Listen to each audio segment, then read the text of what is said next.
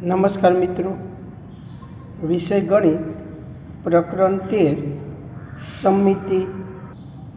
हवे मित्रों આપણે આ પ્રકરણની અંદર આગળ જોઈએ કે સમમિતિની બે રેખાઓવાળી આકૃતિ। તો એમાં મિત્રો આપણે એક પ્રવૃત્તિ કરવાની છે કે તમારે એક લંબચોરસ કાગળનો ટુકડો લેવાનો છે। હવે આ લંબચોરસ કાગળના ટુકડાને તમારે લંબાઈ બાજુવાળા ભાગથી બરાબર આ રીતે વાળી દો અને વાળી અને વચ્ચે તમે આ રીતે બરાબર દબાવો અને ત્યાર પછી એને ખોલો તો વચ્ચે એક આ સળ દેખાશે। એ જે સળ દેખાશે તે એ સમમિતિની રેખા છે। તે જ રીતે આ લંબચોરસને ફરીવાર તમે આ પહોળાઈવાળો ભાગ છે એ સામે આવે તે રીતે આ રીતે વાળશો, વાળી અને વચ્ચેથી બરાબર આ રીતે તમે દબાવો અને ફરી ખોલીને જુઓ તો અહીંયા વચ્ચે પણ તમને એક અહીંયા સળ દેખાશે જે પણ સમમિતિની રેખા છે। તો અહીંયા તમને આ લંબચોરસ કાગળનો જે ટુકડો છે તેમાં તમને સમમિતિની બે રેખા મળશે। તો આ એક રેખા અને આ બીજી રેખા તમને મળશે। તો આ લંબચોરસમાં તમને સમમિતિની બે રેખાઓ મળશે। હવે મિત્રો બે થી વધુ સમમિતિની રેખાઓ ધરાવતી આકૃતિ વિશે આપણે અભ્યાસ કરીએ। તો અહીંયા મિત્રો મેં એક ચોરસ કાગળનો ટુકડો લીધેલો છે। એ ચોરસ કાગળના ટુકડાને હું અલગ અલગ રીતે વાળું છું। ધારો કે આ ચોરસ કાગળનો ટુકડો છે એને પહેલાં આ રીતે વાળું છું અને અહીં દબાવું અને ખોલશો એટલે તમને એક અહીંયા આ રીતે સળ જોવા મળશે। તે રીતે ફરી બીજી રીતે આ રીતે વાળું છું અને એને દબાવીએ અને ખોલશો એટલે એક આ રીતે સળ જોવા મળશે, એટલે એક આ જોવા મળે, એક બીજી આ, પછી ત્રીજી રીતે આ રીતે આમ વાળું છું એટલે આવો ત્રિકોણ આકાર બનશે અને એને ભાર દઈ હવે એને ખોલો તો અહીંયા પણ તમને એક સળ જોવા મળશે। ત્યાર પછી આને આ રીતે વાળું છું, આ રીતે વાળી અને વાળેલા ભાગ ઉપર તમારે આંગળીથી દબાવવાનો છે અને એને ખોલો તો અહીંયા પણ તમને એક સળ જોવા મળશે, એટલે કે સમમિતિની રેખા બનશે। તો અહીંયા મિત્રો આ ચોરસની અંદર તમને સમમિતિની ચાર રેખાઓ જોવા મળશે। જો એક આ રેખા, આ બે, આ ત્રણ અને આ એક, ચાર, એટલે એમાં બે થી વધુ તમને સમમિતિની રેખાઓ જોવા મળે, એટલે કે ચોરસની અંદર તમને સમમિતિની આ ચાર રેખાઓ જોવા મળશે।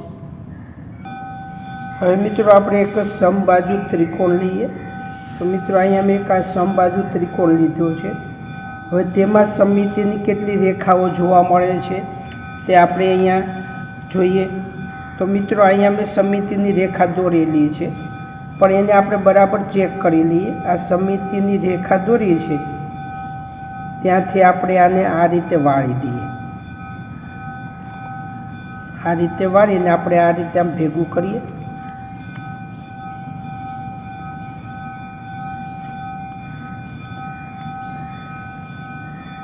તો અહીંયા ખોલશો તો તમને એક અહીંયા સળ દેખાશે।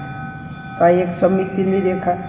તે રીતે આ ભાગને હું બરાબર વાળું છું, આ રીતે સ્કેલ રાખી અને આને બરાબર આ રીતે વાળી અને સામેના ખૂણા ઉપર ગોઠવું છું આ રીતે।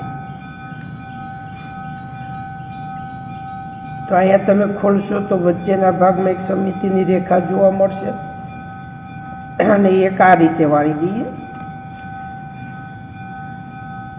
આ રીતે સ્કેલ રાખી અને વચ્ચેના ભાગથી બરાબર વાળી દઈએ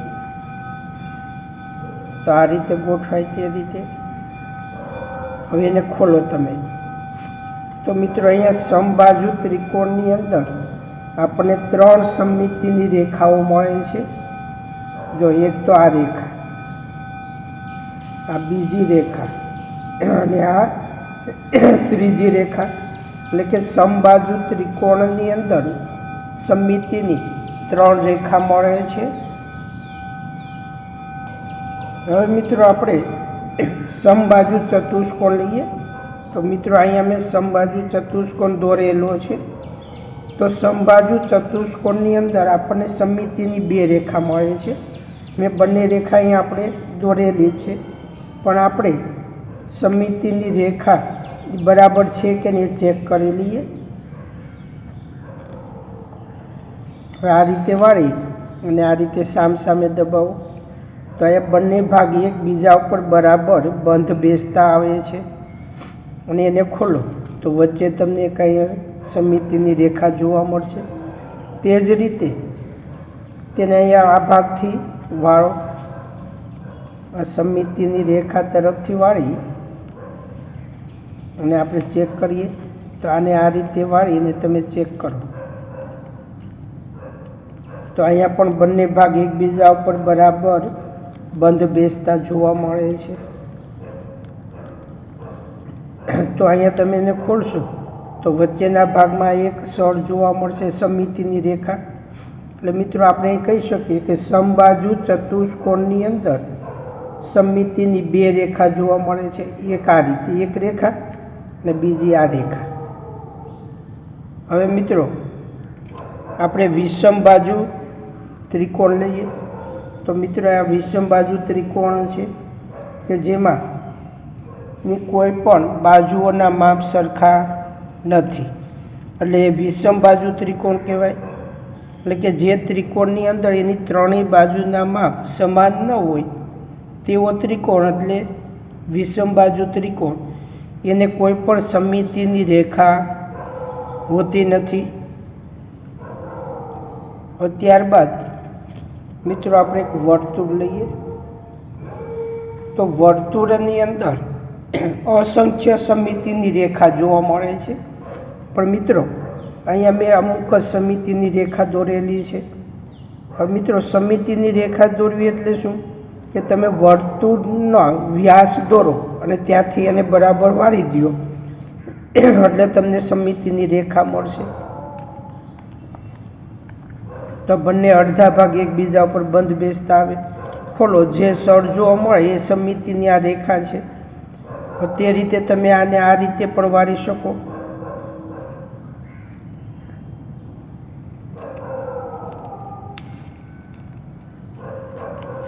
વર્તુળને કોઈ પણ રીતે બરાબર વાળી અને વચ્ચેનો ભાગ દબાવો અને ખોલો તો તમને સમમિતિની રેખા જોવા મળશે. આ સમમિતિની રેખા જોવા મળે. એટલે આ રીતે મિત્રો વર્તુળની અંદર અસંખ્ય સમમિતિની રેખા હોય છે. હવે મિત્રો આપણે અગાઉ સ્વાધ્યાય 13.1 જોયેલું. તો તેમાં આપણે 5મો અને 6ઠ્ઠો દાખલો જે બાકી રાખેલો એ તમારે જાતે પૂર્ણ કરવાનો હતો. મિત્રો સ્વાધ્યાય 13.2 તેની અંદર પ્રશ્ન 1 છે, નીચેના દરેક આકાર માટે સમમિતિની રેખાઓની સંખ્યા શોધો. તો મિત્રો તમારે ગણિતના ચોપડાની અંદર આ બધી પ્રકારની આકૃતિ દોરવાની છે અને તેમાં હું જે રીતે સમમિતિની રેખા દોરું એ રીતે તમારે દોરવાની છે અને એની સંખ્યા નીચે લખવાની છે. હવે મિત્રો આપણે અહીં પહેલાં જોઈએ કે એ ચોરસ આકાર છે. તો એમાં સમમિતિની કેટલી રેખા હોય એ આપણે શોધવાનું છે. તો મિત્રો પહેલાં તમે સ્કેલ મૂકી અને આ રીતે સ્કેલને ગોઠવો, સામસામેના ખૂણા ઉપર આવે એ રીતે. તો અહીંયા તમે એક રેખા દોરો. તો આ એક સમમિતિની રેખા મળી. તે રીતે આ બીજા સામસામેના ખૂણા હવે એ રીતે સમમિતિની રેખા દોરો. એટલે આ 2 સમમિતિની રેખા થઈ. કે ભાઈ આપણે આને EL1 કહો અને EL2. હવે આ રીતે રાખીને તમે સમમિતિની રેખા દોરો.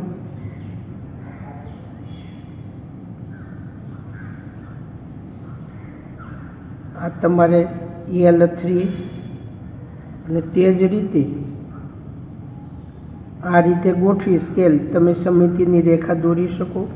મિત્રો, આપણે અગાઉ હમણાં પ્રવૃત્તિ કરી ચોરસ કાગળને આપણે અલગ અલગ રીતે વાળી સમમિતિની રેખા સુધી. આને તમે EL4 કહો. તો મિત્રો, આની નીચે તમારે આ સમમિતિની કેટલી રેખા મળી એનો જવાબ લખવાનો છે. તો મિત્રો, અહીં તમે જોઈ શકો EL1, EL2, EL3 અને EL4, એટલે કે એમાં 4 સમમિતિની રેખા મળે. તો અહીં મિત્રો આકૃતિ દોરી સમમિતિની રેખા દોરી નીચે જવાબ લખવાનો છે કે અહીં આપેલ આકારમાં 4 સમમિતિની રેખાઓ છે અને આકારમાં તે EL1, EL2, EL3 અને EL4 વડે દર્શાવેલો છે. હવે મિત્રો, તે જ રીતે આપણે B નંબરની આકૃતિ જોઈએ. તો અહીંયા કેટલી સમમિતિની રેખા મળે છે, કઈ રીતે દોરવી તે જોઈએ. તો મિત્રો, આ રીતે પહેલાં સ્કેલ ગોઠવી અને આ રીતે તમે એક સમમિતિની રેખા દોરો. તે જ રીતે આ રીતે અહીંયા સ્કેલ ગોઠવી અને તમે સમમિતિની આ બીજી રેખા દોરી શકશો. અને એક આ રીતે બરાબર આ જે વચ્ચેનો સફેદ ચોરસ ભાગ છે એની બરાબર વચ્ચેથી સમમિતિની રેખા પસાર થાય એ રીતે દોરવાની, આ રીતે. અને એક ચોથી આ રીતે આવશે.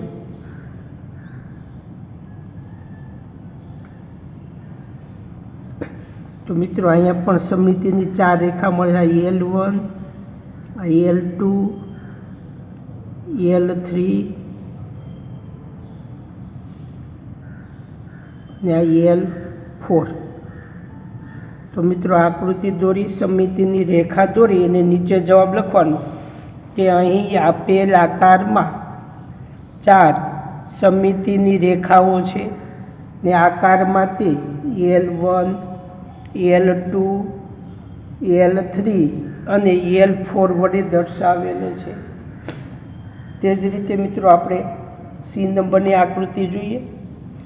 તો C નંબરની આકૃતિમાં તમે અગાઉ જે A નંબરની આકૃતિ દોરી તે જ રીતે દોરેલી હતી. એમાં સમમિતિની જે રેખા દોરી તે રીતે 4 સમમિતિની રેખાઓ મળશે.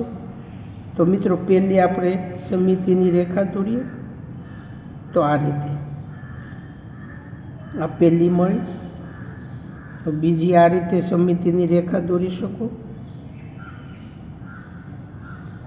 અને ત્રીજી મિત્રો, આ રીતે સામસામેના ખૂણાઓ આવે એ રીતે સ્કેલ ગોઠવી આ ત્રીજી સમમિતિની રેખા દોરી શકશો. અને ચોથી આ રીતે પણ સામસામેના ખૂણા આવે તે રીતે તમે દોરી શકશો. તો મિત્રો, આને EL1 કહીએ, આ EL2, EL3 અને આ EL4. તો મિત્રો, આ રીતે આકૃતિ દોરી સમમિતિની રેખા દોરી અને નીચે જવાબ તમે આ રીતે લખશો કે અહીં આપેલ આકારમાં 4 સમમિતિની રેખાઓ છે. તે આકારમાં તે EL1, EL2, EL3 અને EL4 છે. હવે મિત્રો, આપણે D નંબરની આકૃતિ જોઈએ. તો મિત્રો, આમાં તમે વિચારો તો માત્ર તમને એક જ સમમિતિની રેખા મળશે. તો તમે સ્કેલને બરાબર આ રીતે ગોઠવશો.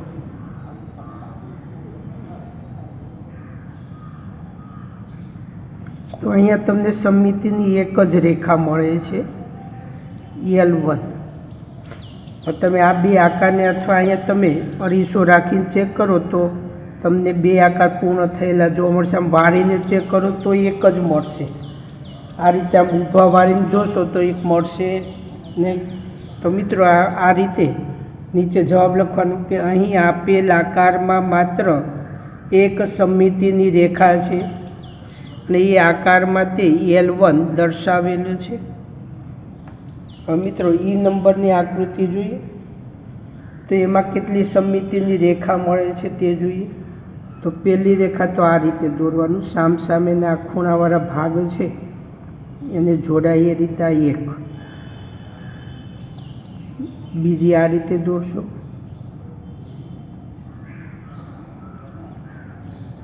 અને ત્રીજી આ રીતે. તો આપણે આ રીતે આમ 3 મળી. હવે ચોથી દોર્યું હોય તો આ ભાગ અને આ એની સામેના ભાગની બરાબર વચ્ચેના ભાગમાંથી અને એ વચ્ચેના જે સેન્ટરમાંથી પસાર થાય એ રીતે તમે દોરો એટલે આ તમને ચોથી મળશે. તે રીતે અહીંથી આ ભાગ અને એની સામેનો બરાબર ભાગ ઉપર રાખીને તમે દોરશો એટલે આ તમને 5મી સમમિતિની રેખા મળશે અને 6ઠ્ઠી આ રીતે મળશે.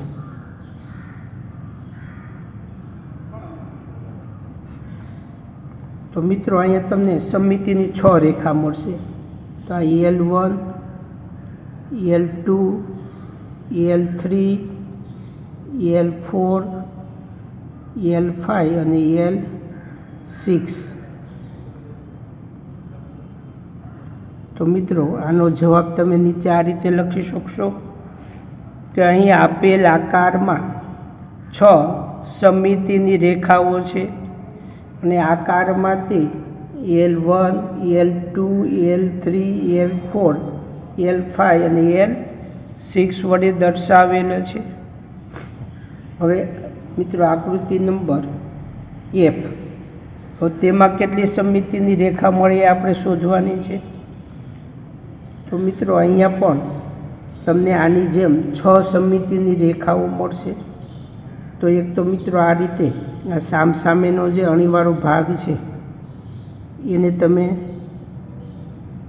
જોડી દો એટલે એક આ સમમિતિની રેખા મળશે. તે રીતે આ સામસામેના ભાગને જોડી દો, અણીવાળો ભાગ છે તે આ 2 અને આ રીતે રાખશો એટલે અહીંયા તમને આ ત્રીજી સમમિતિની રેખા મળી. હવે ચોથી માટે અહીંયા બરાબર વચ્ચે આ 2 ભાગથી એની ઉપર સ્કેલ 2 પોઈન્ટ ઉપર રાખો અને અહીંયા કેન્દ્રમાંથી એને પસાર કરો. તો આ ચોથી સમમિતિની રેખા મળી.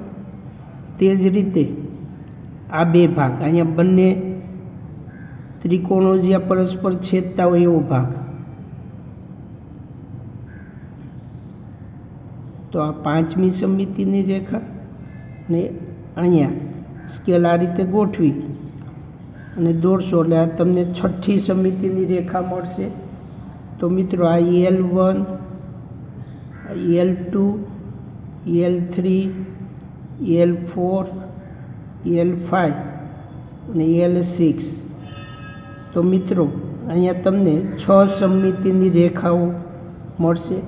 તો આ રીતે સમમિતિની રેખા દોરી નીચે તમારે જવાબ લખવાનો કે અહીં આપેલ આકારમાં 6 સમમિતિની રેખાઓ છે ને આકારમાં તે L1, L2, L3, L4, L5 અને L6 વડે દર્શાવેલો છે.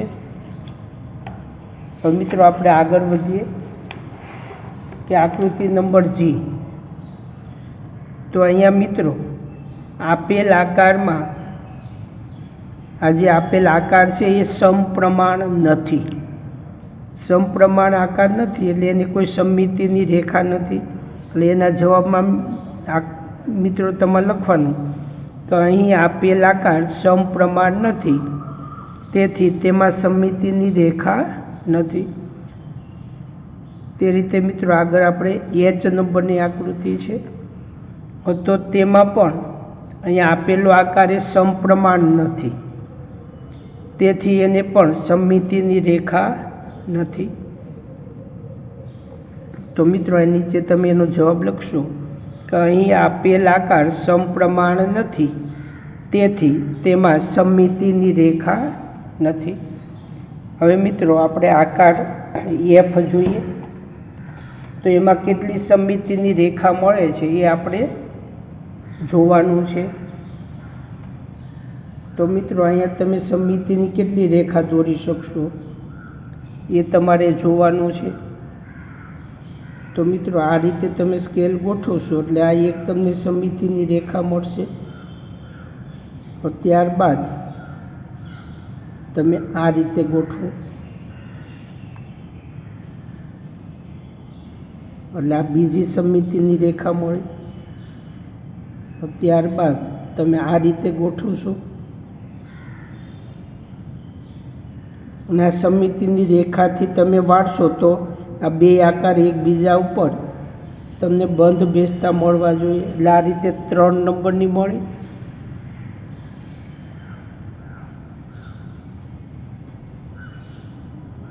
તે જ રીતે મિત્રો અહીંથી તમે આ દોરો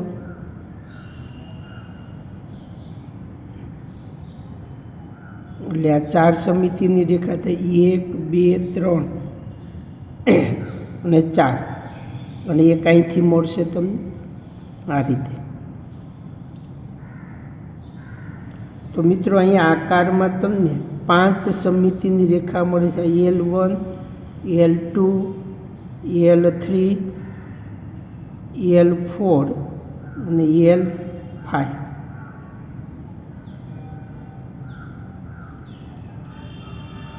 તો મિત્રો આ રીતે તમે નોટબુકની અંદર બધી આકૃતિ દોરી તેમાં સમમિતિની રેખા દોરી અને મેં જે પ્રમાણે કીધું એ પ્રમાણે એના જવાબ લખવાના.